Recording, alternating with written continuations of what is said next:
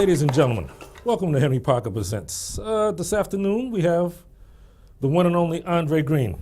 Welcome to the show. How's it going, Henry? So, it's a wonderful time to be in Somerville these days. It is interesting time to be in Somerville, for certain. Okay, I'm going to let you start off because you're involved with Ayanna Pressley, her campaign. I am. That's actually an event on Sunday at 3 o'clock at Diesel where a number of her endorsers, I think you were invited. Correct. Will be in attendance before y'all, she'll be there. She'll say a few words. We'll show our support. And then we'll go out and canvass in the Dave Square area for I'm super excited. I think it really is as simple as, with all things going on nationally, which I'm sure we can talk about ad nauseum. But first of all, there are those that they know the face, they know the name, but the important thing is they don't know her background. Sure. So actually, one of the things that kind of first bonded me to Ayanna is that we have some similarities in our stories, right? We both are the children of single moms.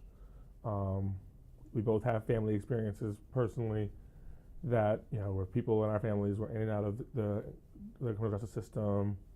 All of the standard things you hear about, broken homes in society. We also had mothers who just kicked butt on our behalf and really champions us. Ayanna went on to be a congressional staffer. She works for Joe Kennedy and Senator John Kerry. She made history as the first woman of color elected to the Boston City Council, which she did in 2009. She's been there for 8 years, where she's made equity for the most vulnerable in society a signature issue. Created a committee on the City Council talking about issues of women and families, and I think most people don't realize that Massachusetts 7th District, which Somerville is in, is the state's only majority-minority district. And for all Massachusetts talks about being progressive, the reality is we've sent one person of color ever to Congress, and that was a Republican senator. That was Ed Brooke? That was Ed Brooke. So, you kidding me? I mean, look how long ago that was. Right. So who left Congress before I was born. He was, a Republican. Only person of color ever sent to Congress from Massachusetts. We've sent 5 or 6 women total. 3 of which are currently serving. Okay, because that's interesting because that's something you never really hear about. Right. You hear her name, like I said, for me, like in the media, you never hear much about her background, which is very important because they make a big deal about her being black. Right. Fine.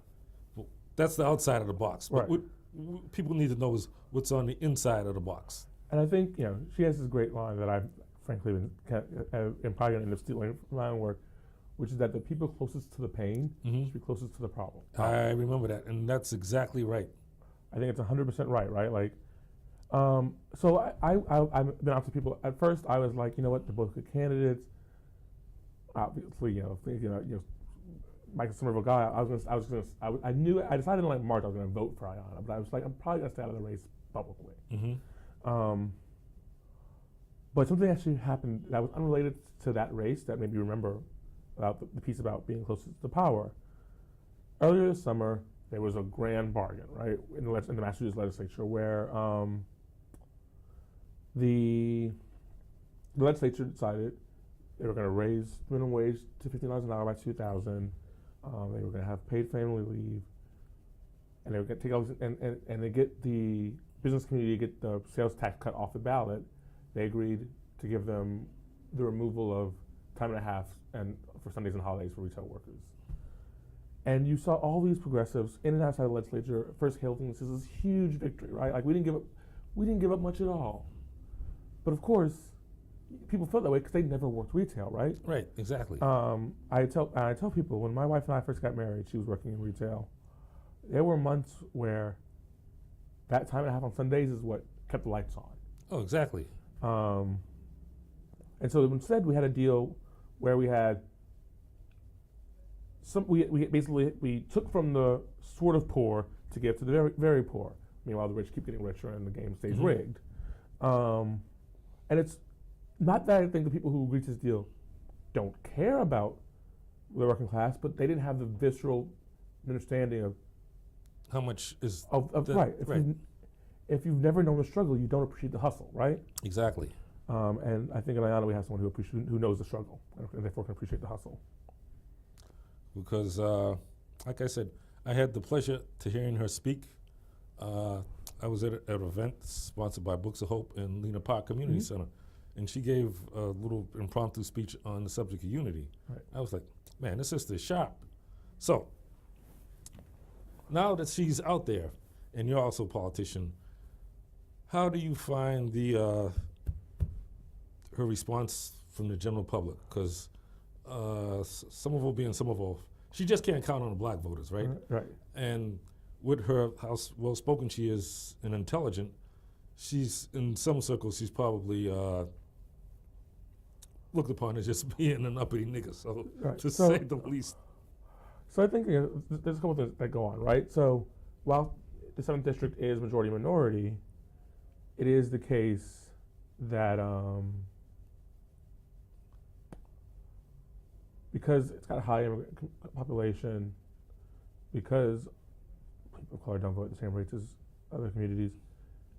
In 2014, Mm-hmm.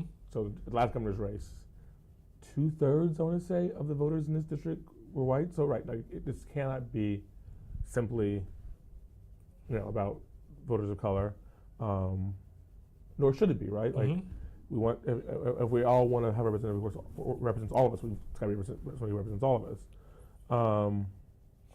But I think you have the experience that I had, like to know Ayana is to just to love her, right? Right. To hear her speak is to realize that she's not just her race and her gender, right? I do think people, it's tricky, right? Massachusetts has such a wait your turn mythos, right? Like That's a good way to put it. Wait your turn. like like Not now, right? right. Yeah, we Come back in 8 years. come back when whoever the incumbent doesn't want the job anymore, right? And I will say this to Captain credit, he himself has not done that, right? Mm-hmm. But he certainly has supporters who've done that. Right. And it's the culture of Massachusetts, right? You challenge the incumbent, and people are like, "Well, why don't you like the incumbent?" It's like, well, it's not about whether or not I like the incumbent, right? It's about at this moment in time, in this crisis, when we have an actual white supremacist as president, can we do the things we need to do if we don't have a government that, again, is closer to the pain? Mm-hmm. And I don't think we can, right? Like, so one of Ayana's web videos that has a metaphor I think is beautiful, right? The number one bus. If you ride the number one bus, it starts in Harvard Square and ends in Dudley Square. And just going down Mass Ave from Harvard Square to Dudley Square, you see the full Spectrum. range of inequality in Massachusetts, right? You're going to pass through Kendall Square, which is basically a license to print money. Licensed. I like that. And you're gonna pass through Roxbury, which hasn't had money since redlining. Redlining devastated it, right? And my mother used to say, "What got you here won't get you there." We know that if we keep doing what we've done, that's not going to change, right? Mm-hmm. We've got decades of history that shows if we keep on keeping on, we're going to be exactly where we are. Right. And so I appreciate that the incumbent has a great voting record. But also, this is a district that voted 85-15 for Hillary Clinton in 2016. We could probably pick a name out of a hat and get somebody who's going to vote the right way. There's not going to be that much difference about anything that gets to the floor of Congress, how they're going to vote. But what I think there is going to be a difference is what they're going to do about shaping what gets to Congress, right? Like, we have an opportunity that I think we should seize to take advantage of the fact that this is the district of Jack Kennedy, of Tip O'Neill, people who actively change the conversation in a more progressive direction. And I think on issues of, racial justice, of support for one of my favorite, not favorite because it's a terrible thing, but one of the things I don't think most people in America know is that 90% of extremely low-income families in the United States are headed by single women. So if you really want to talk about how do we end poverty in America, how do we break generational poverty, that's a criminal justice issue. That's a women's rights issue. And we need people who are thinking with those lenses, come in with the answers to the questions we haven't even asked yet. Now,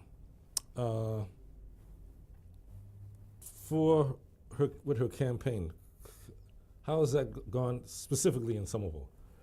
So, I've been pleasantly surprised by how the response she's getting here in Somerville. Obviously, Capilano got involved in Somerville politics literally before I was born, right? So he's got deep roots. Right. We have, one of the polling locations is literally named after him, right? He's got deep roots in Somerville. But I do think, as Somerville is grappling with these issues of inequality and equity,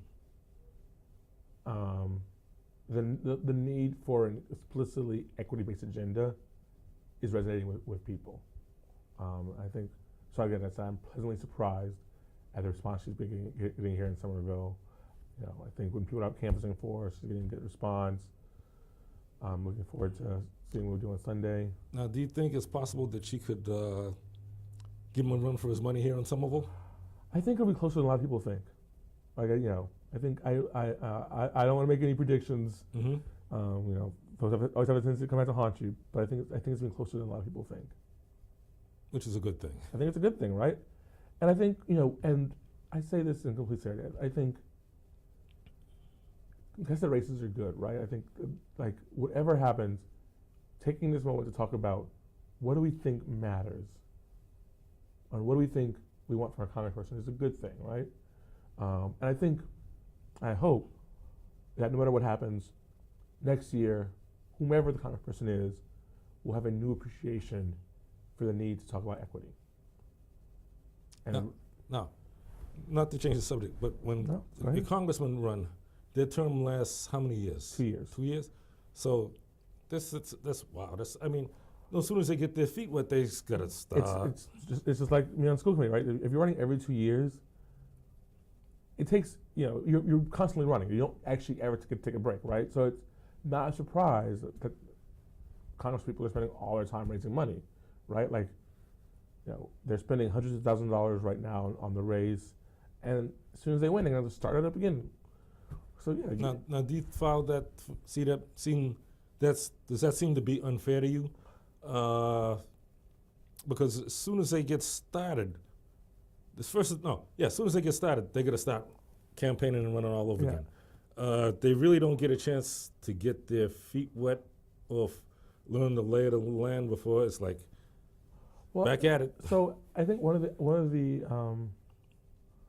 great ironies, of course, is that shorter terms, which are supposed to be originally when the founders come in, was supposed to make them closer to the people, actually in effect means that they're constantly running. Incumbents have this huge advantage because they don't ever stop running for office. So I think that's a problem. I do think it takes. One of the things I've learned is that everything in democracy takes longer than you think it should. And so, I'm 2.5 years into my time in the school committee. I'm halfway through my year as chair, and I feel like we're just now starting to do the work I ran on 3 years ago. So I think that's a problem. I also think it's somewhat of a problem for the community, right? All the time they spend campaigning is time they're not spending governing. Right, exactly. And making matters worse, if you know you have an election every other year, you're not thinking what's the right 10-year plan, right? Right. You're thinking, what's the right 12-month plan? What's the right plan that gets me through the next election? Exactly. So they never really get started. Right. I think, and it means we're always constantly, talking about, we know as a country, there are huge things coming down the pipeline, right? We know that with automation, with the rise of these huge, massive internet corporations, the nature of work is going to be different when my daughter's an adult than it is now. We should be trying to figure out what does that look like now, right? Like, we have 30 years to address this problem. What does that look like? But it's really hard to win an election based on, well, I did this thing that's gonna bear fruit in 20 years.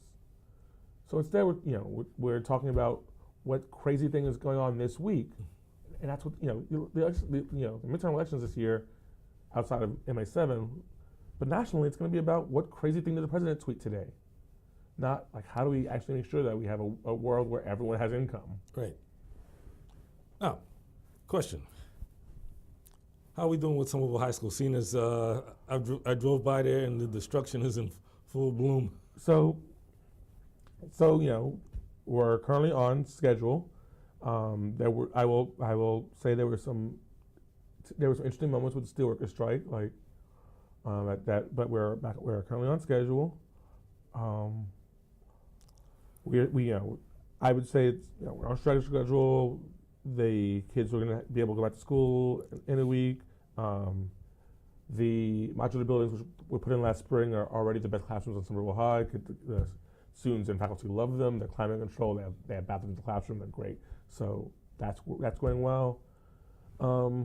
We've got the first round of bids for the contracting work in, and I think you're hearing from everyone, which is that thanks to Trump's tariffs, things like steel and concrete are more expensive than they were a year ago. Mm-hmm. So we're dealing with that, but so far that seems to be under control. I think there's a long way to go, but I think I'm happy where we are now.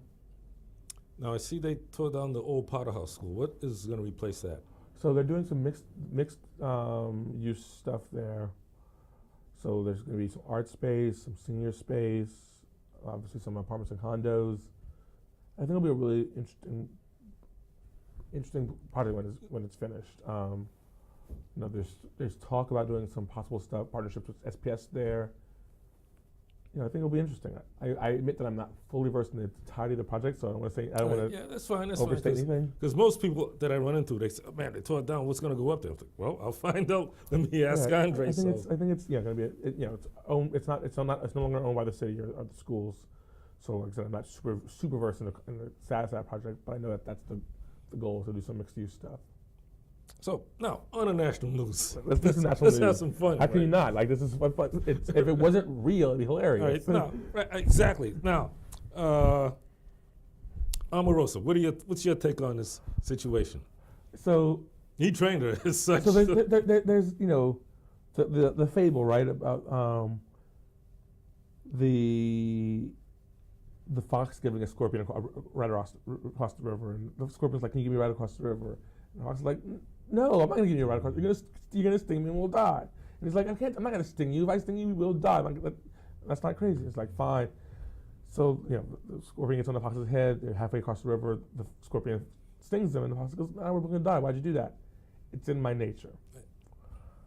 And that's kind of the thing with Omarosa, right? Like, if you hire an amoral, vindictive, money-grabbing attention seeker, you're going to get an amoral, money-grabbing, vindictive attention seeker. Like, I'm shocked that anyone expected any other result.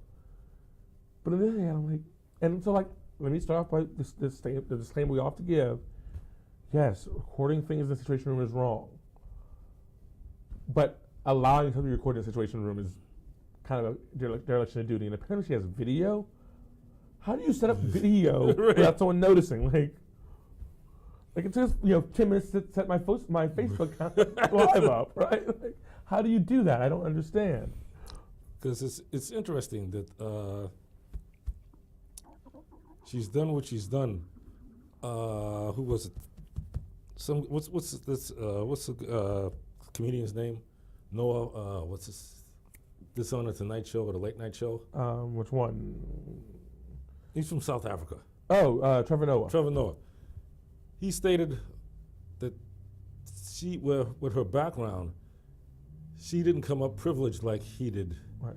So she's got a different take on things. So she knows how to play the game a little bit harder than Right. Mr. Trump It does. goes back to the hustle thing, right? Like, Exactly. for better or worse, and let's be honest, mostly for worse, she's a terrible human being, but she knows the hustle, right? Right. And I think, and you're seeing this across the board. You're seeing this with Omarosa. You're seeing it with Michael Cohen. You're seeing that all these people that Trump assumed would just, roll over and die for him. They're like, no, I'm going to get mine. Because I had to laugh. Who was it? Al Sharpton wants to give her back her black acceptance card. Nah, I'm good. Because everybody says, nah. I'm good. She burned that a long time ago. I'm good. Sorry, sis. No, we can't roll with you. So, Nope. Nah, I'm good on that. She's a horrible human being. I'm not going to pretend otherwise just because she's currently being horrible on my behalf, right? Right. Now, do you think a lot of this between, now that it's just, to me, Somerville's, it's an interesting time to live in Somerville. Yeah. With the quote unquote diversity, which is, I would say, starting to go down a little bit. So, or it's a noticeable amount of melanin here in the city, but on the other hand, with the rents and everything going up, etc., a lot of folk can't stay. So how do you balance that out? Because some of us become much more affluent than I ever thought. Oh yeah, I think it's interesting. So I recently, in one of the many meetings I sit through, got the most recent census numbers for Somerville, and it's, on one level, it's got more people of color than it ever has. 30% of Somerville is people of color. I learned, and I did not know this, that actually Asians, which includes East Asians and South Asians, so have nipped Latinos as the largest. You're kidding me. I think we've seen it in schools. We've seen a great growth in the South Asian population. We've seen a lot of people from India, the Nepali community. So according to the census numbers, they're at 10-point-something%, and Spanish are at 9-point-something%. Does that take into account does that accurately reflect our undocumented population? I don't know. I wouldn't encourage the department to look too carefully, especially under this presidency.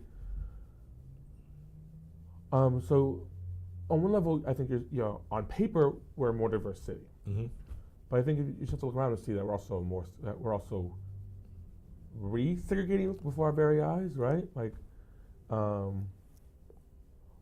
number of places where I am the only person of color in the room certainly hasn't gone down.